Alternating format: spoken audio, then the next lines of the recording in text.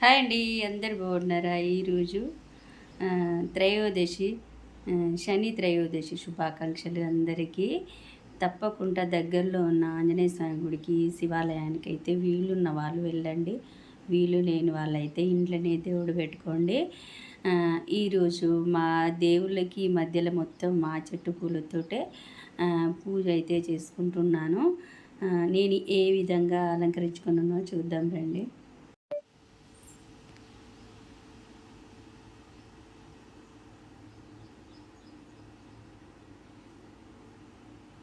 ఈ విధంగానైతే మా చెట్టు పూలతోటినైతే నేనైతే అలంకరించుకున్నాను.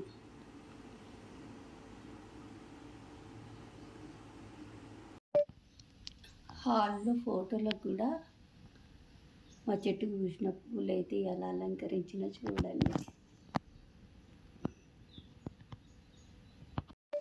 ఈ విధంగానైతే దేవుణ్ణి మొత్తం ఆ మల్లె పూలు, మందార పూలతోటైతే నేను దేవుణ్ణి అలంకరించుకున్నాను.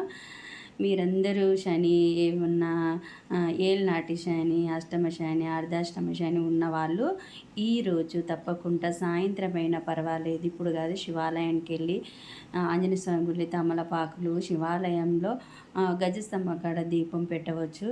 వీళ్ళు ఉన్న వాళ్ళకి చెప్తున్నా, వీళ్ళు లేని వాళ్ళంటే కష్టం కదా పోవడం. వీళ్ళున్న వాళ్ళైతే పోండి. శని దోషాలు ఏమున్నా పోతాయి. శని త్రయోదశి ఇది చాలా ముఖ్యమైన రోజు. అందరూ మంచిగా ఉండాలని నేను ఈ విషయం అయితే చెప్తున్నాను. మరి మీరు నేను ఇవాళ ఓపిక లేక నేనైతే గుడికి వెళ్ళట్లేదు. దేవుడు పూజ అయితే చేసుకున్నాను. ఓకేనండి. మరి మీరు వెళ్ళి మీ సమస్యలన్నీ పోతాయి కదా, మంచి జరుగుతుంది కదా, వీలైనంత వరకు పోవడానికైతే ప్రయత్నించండి. ఓకేనండి. మరి నా వీడియో మీకు నచ్చినట్లయితే లైక్ చేసి సబ్స్క్రైబ్ చేయండి. బాయ్ మరి.